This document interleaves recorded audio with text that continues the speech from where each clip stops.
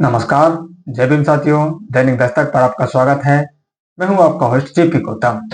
जब देश की तमाम राजनीतिक पार्टियां जातीय जनगणना का क्रेडिट लेने में जुटी हुई थी, उस समय बहुजन समाज पार्टी मध्य प्रदेश की सड़कों पर नीले झंडों को लेकर बहुजन समाज पर हो रहे अत्याचारों के लिए आवाज बुलंद कर रही थी।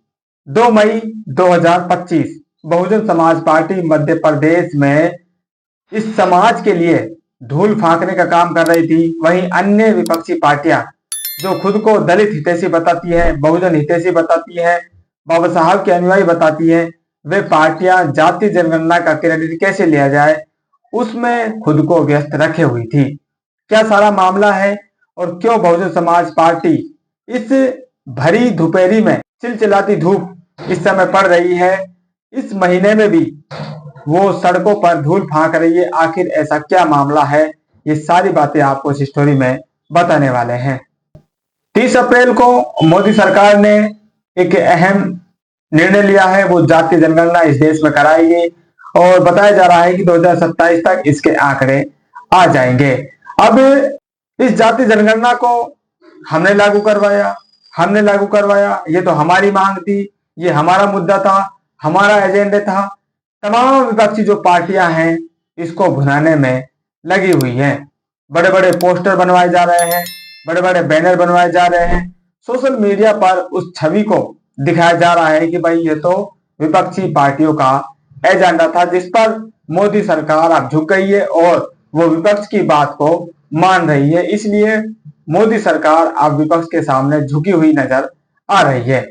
लेकिन जिस पार्टी ने इस एजेंडे को शुरू किया और 40 साल से इस एजेंडे पर वो काम कर रही है, उस पार्टी ने अपना जो निर्णय है या अपना जो इस जातीय जनगणना पर बयान है वो 2 दिन पहले जारी करके बता दिया कि भाई केंद्र सरकार ने ये जो फैसला लिया है ये सराहनीय है, देर से लिया गया फैसला है। बहुजन समाज पार्टी की कई दशकों से ये मांग थी, हम सरकार के साथ हैं और सरकार इसको आगे बढ़ाए।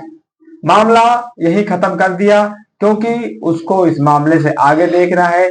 उसको बहुजन समाज पर जो लगातार जुल्म और अत्याचार हो रहे हैं उनको देखना है, अपने समाज की परवाह है। इसलिए वो 2 मई 2025 को मध्य प्रदेश में अपने समाज को न्याय दिलाने के लिए इस चिलचिलाती धूप में जो सड़कें अब आग बनी हुई हैं उन सड़कों पर बहुजन सिपाहियों ने न्याय मांगने का काम किया है।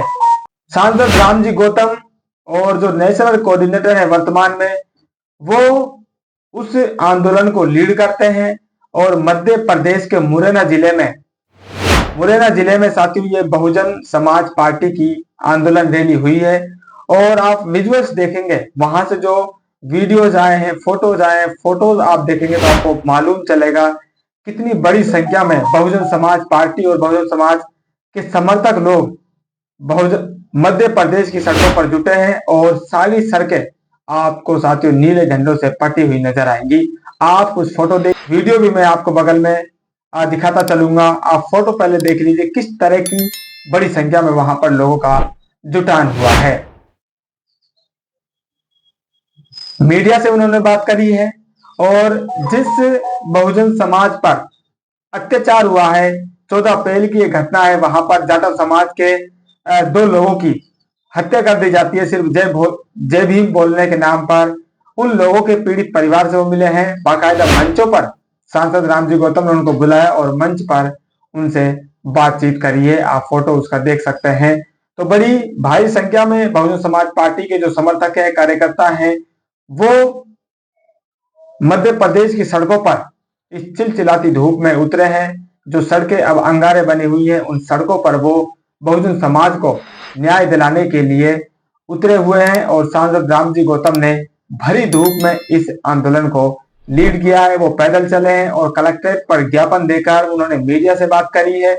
और उसके बाद उन्होंने अपने जो सिपाही हैं, जो बहुजन समाज पार्टी के सिपाही वहां पर पहुंचे हैं, उनको उन्होंने संबोधन भी दिया है। आप संबोधन की भीड़ देखेंगे तो साथियों आपको मालूम चलेगा जैसे कोई चुनावी रैली को उन्होंने अंजाम दिया है। ये कोई चुनावी रैली नहीं है, मध्य प्रदेश में अभी चुनाव नहीं होने वाले हैं, लेकिन आप लोगों का उत्साह देखेंगे, बहुजन समाज पार्टी के कार्यकर्ताओं का उत्साह देखेंगे तो आपको मालूम चल जाएगा बसपा को चुनाव से कोई फर्क नहीं पड़ता है। उसके जो कार्यकर्ता है, उसके जो समर्थक है, वो पार्टी के साथ हमेशा हर स्थिति में बने हुए हैं। ये संख्या आपको बताने के लिए काफी है कि बहुजन समाज पार्टी के जो कार्यकर्ता हैं उनको चुनावों के परिणामों से ज्यादा फर्क नहीं पड़ता है।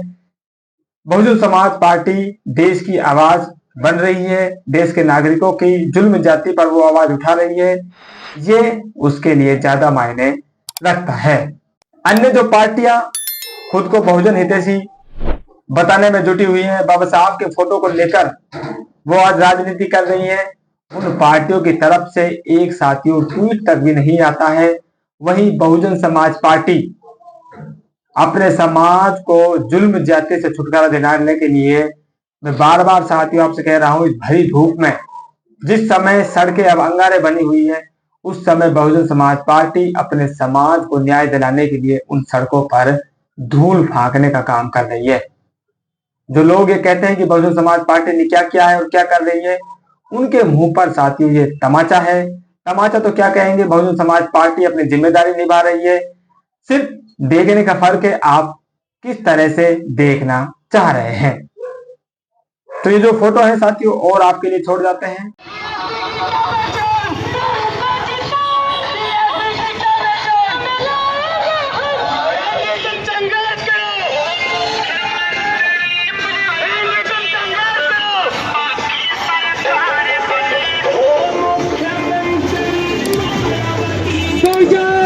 जिंदाबाद